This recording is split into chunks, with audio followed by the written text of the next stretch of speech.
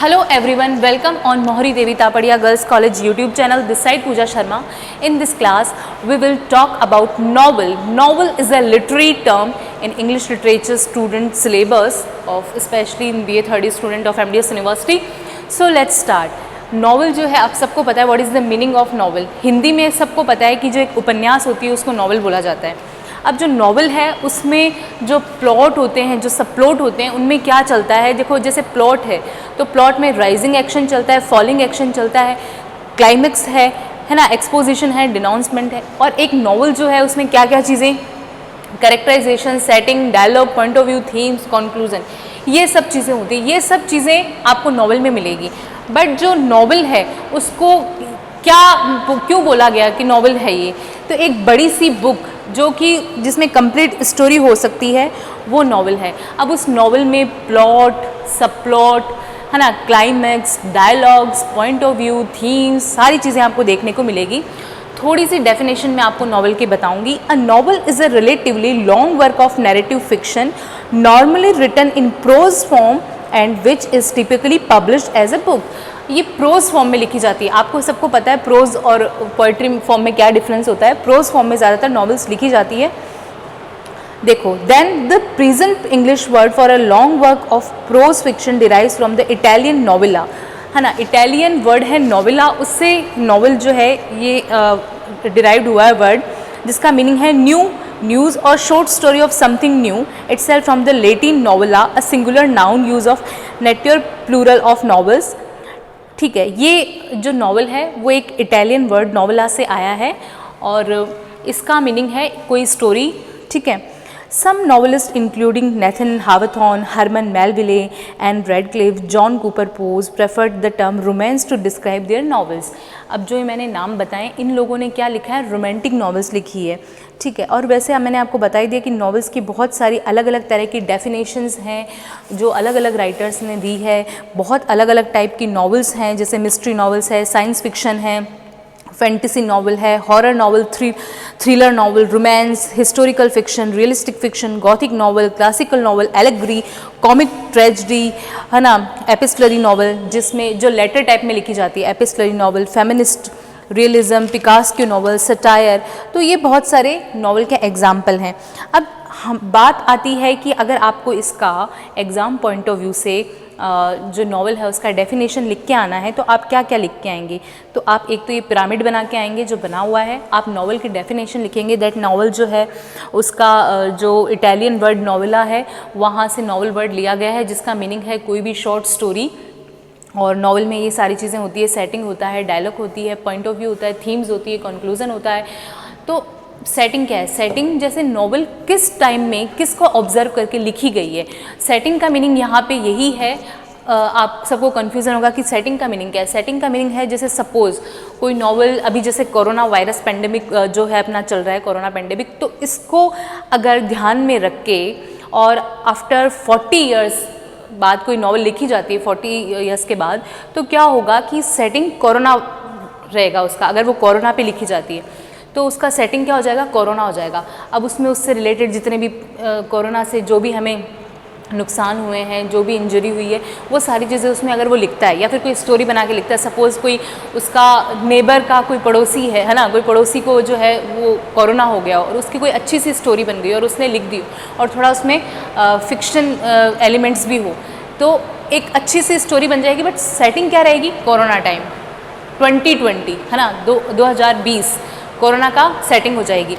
तो ये हो सकता है. और सेटिंग का मीनिंग क्या हो सकता है, जैसे सपोज़ कोई नॉवलिस्ट है, वो लिख रहा है नॉवल, किसी बीच पे लिख रहा है, किसी रिवर पे लिख रहा है. ठीक है. और वो वहीं रह रहा है, उसने उधर के आसपास का एटमॉस्फेयर बताया है, या कोई वॉर पे लिख रहा है, कोई वॉर के बारे में उसने बताया, तो सेटिंग वो हो जाएगी. डायलॉग सब में सबको पता है डायलॉग्स होते हैं. पॉइंट ऑफ व्यू, अगर हम जो रीडर कोई नॉवल पढ़ते हैं तो हमारा पॉइंट ऑफ व्यू क्या रहता है और जो नॉवलिस्ट जिसने नॉवल लिखी है उसका पॉइंट ऑफ व्यू क्या रहता है. तो हमें थोड़ा समझने का है इसमें कि हम किस पॉइंट ऑफ व्यू से देख रहे हैं नॉवल को, और जो सामने वाला लिख रहा है वो किस पॉइंट ऑफ व्यू से लिख रहा है. उसके पीछे ऑब्वियसली हर नॉवल के पीछे कोई ना कोई मॉरल आपको ज़रूर देखने को मिलेगा.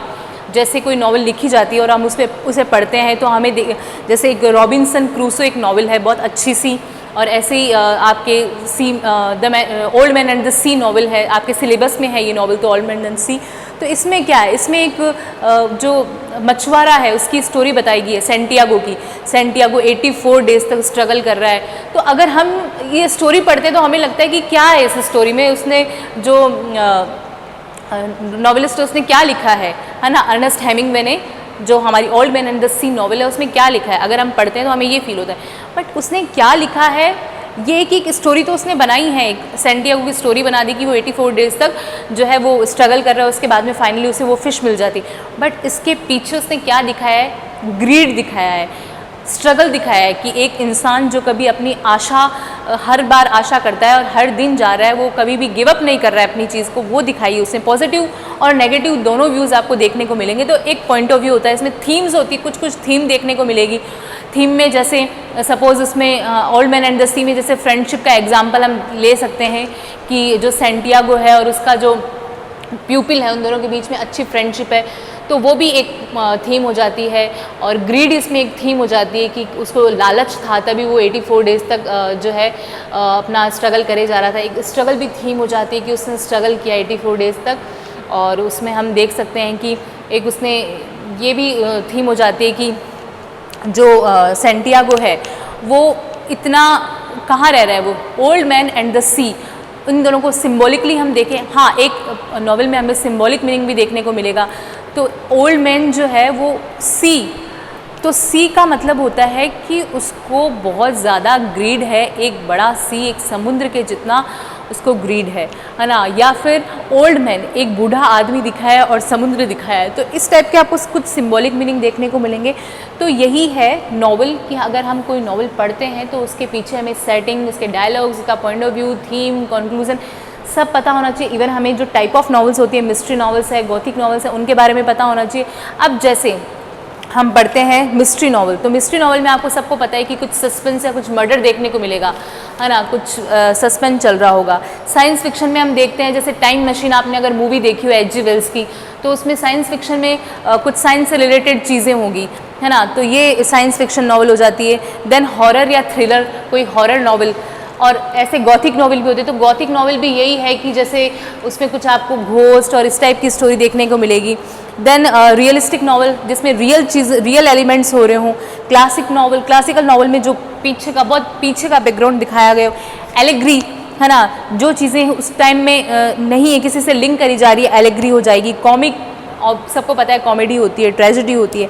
एपिस्टलरी नॉवल, ऐसी नॉवेल्स जो लेटर फॉर्म में लिखी जाती है उनको एपिस्टलरी नॉवेल्स बोला जाता है। मैजिक रियलिज्म, जैसे सलमान रश्दी एक ग्रेट अभी मॉडर्न राइटर हैं, अभी वो अलाइव हैं, तो उनकी जो मैजिक रियलिज्म है उनकी नॉवेल्स में, वो बहुत अच्छा उन्होंने डिस्क्रिप्शन दिया। जैसे मिडनाइट चिल्ड्रन उनकी एक बहुत फेमस नॉवल है, तो उसमें उन्होंने क्या दिखाया है, उसमें उन्होंने दिखाया है कि कोई बच्चे में, जैसे मिडनाइट चिल्ड्रन, ऐसा बच्चा पैदा हुआ है मिडनाइट में जिसमें बहुत सारा मैजिक है, मतलब जो अपने पावर से काफ़ी चीज़ें यूज़ कर सकता है। तो वहाँ मैजिकल रियलिज्म दिखाया गया है ना। और पिकासो की नॉवल दिखाई गई है, सटायर दिखाया गया है। आपने एनिमल फॉर्म आपके जो पढ़ा होगा, तो उसमें सटायर है, उसमें स्टोरी क्या चल रही है, स्टोरी पूरी एनिमल्स की चल रही है, जो एनिमल से रिलेटेड चल रहा है। उसमें सूअर दिखाए गए हैं, उसमें सारे एनिमल्स दिखाए गए हैं, घोड़े भी दिखाए गए हैं, उसमें डोंकी भी है, सारी चीज़ें हैं। बट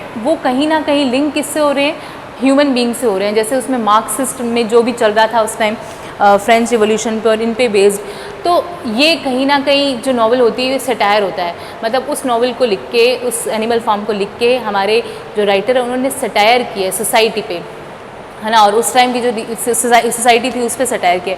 तो आई होप आपको समझ में आया होगा नॉवल क्या है। इसके अगर आप एग्जाम पॉइंट ऑफ व्यू से डेफिनेशन लिखेंगे तो आपको नॉवल जो एक वर्ड है डिराइव्ड कहाँ से हुआ, ये सब लिखना है। ये पैरामीटर बना के आ जाएँ, कैरेक्टरिस्टिक्स लिख के आ जाएँ और लिख कर आ जाएँ कि नॉवल जो है एक बड़ी बुक होती है।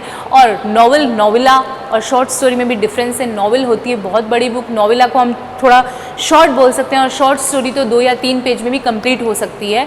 बट होता सबका एक ही मीनिंग है कि सब में स्टोरी चलती है कोई ना कोई, बट नॉवल में थोड़ा सा स्टोरी पे क्लाइमैक्स हो जाएगा, rising action, falling action, plot, denouement, exposition, setting, dialogue, ये सारी चीज़ें हो जाएगी, तो उसे एक बड़ा कर दिया जाता है।